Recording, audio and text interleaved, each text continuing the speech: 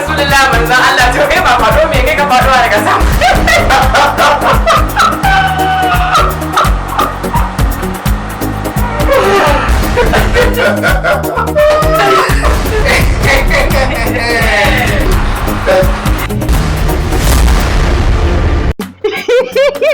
Wannan haka yake. To shi ma wannan da zan baki labarin nan. A dai ƙara hakuri dan dole mu dinga taɓa ku. Tunda ku ai iyayen mu ne ku.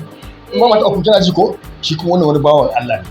Da matansa guda biyu da amarya da uwar ta amarya ba ta dade ba. Kake san da yanda ake hakuri fa yanda ake riri ta amarya. Komai amaryan ta zo dan buredin nan akai dan shayi nan da bota ke uwar gida an sama da man da wannan. To bawan Allah nan sai ranar kwana amarya ne. Bawan Allah ki ya siyo tsiren shi fal leda. Ya to da tsire sai tun karo gida.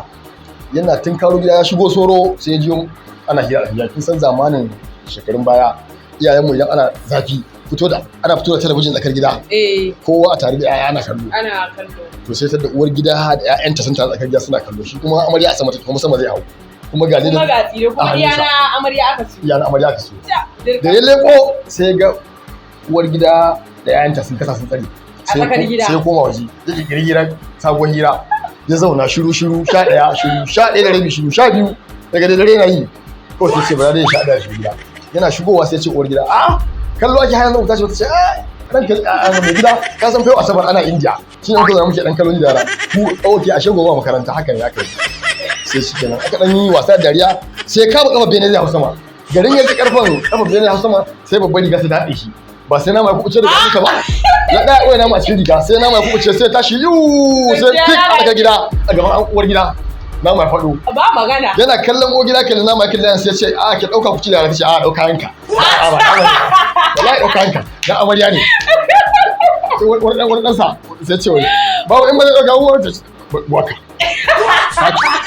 sama za ta ce wani yaro ya saka ba na ta wani sai inda muka kawo tun farko da ba za ku ga mu kiran da kai ba da hannu zamu ganshi wayo Allah amma malama ta hakuri fa wannan to shine kashe wannan labarin dan Nishadi wannan shine kashe labarin da gaskiya wannan labarin ya taba ni wannan labari ya taba ni to in kace amare ko fa ba ki so wa in ni amare ita ba amare kin ai lan uwa ce ga zai hawo da shi ne ko ba zai haure shi ba can amarya ta kallo ta windo dan kuma uwar gida ta kasa ta tsare sai a dauka an kawo da shi sama yaje ya nemo ya taba ganin daren farko ne ba a zo da dan wannan ledan ba to shine fa bayani wannan to zan baki da wannan to gaskiya ne wannan magana ne masha Allah sai mu sake buzawa muna godiya wannan talabijin namu na Nishadi wannan nishadi da muke wa jama'a muna yi ne don mu nishadantar da su mu nishadantar da al'umma kuma akwai ilimi a ciki sosai ma yanzu kamar wannan tunda misali a ka'ida an ce ai adalci kamata ya ko da dai na uwar gidan dai ba zai kai ba ya dan tawo guda biyu ba ko ba yawa ne in ka so nan 500 sai ka siyo wannan na 100 ko ba yawa tunda wannan tana da yaya da an ci aiki mu ma kuma sai a bar mu ci lokacin mu ci to kinga an yi din shadi kuma dan yi fadakarwa a dan hankali kuma su dan boye naman kuma irin su a wannan da kuma sai a dan su ma su dan su kuma da masu zuwa da ledan buredi da kitso da safe ki kalli miro ki kitso akai ki ci ai wallahi shi ya mun hada tarzoma a gida wannan ma ba yi ba kuna irin sai a kiyaye kuna irin wannan